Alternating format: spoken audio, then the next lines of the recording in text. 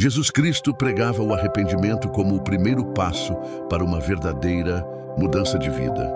Ele dizia: arrependei-vos, porque é chegado o reino dos céus. Mateus 4,17. Sua mensagem era um convite amoroso para que as pessoas deixassem o pecado e se voltassem para Deus.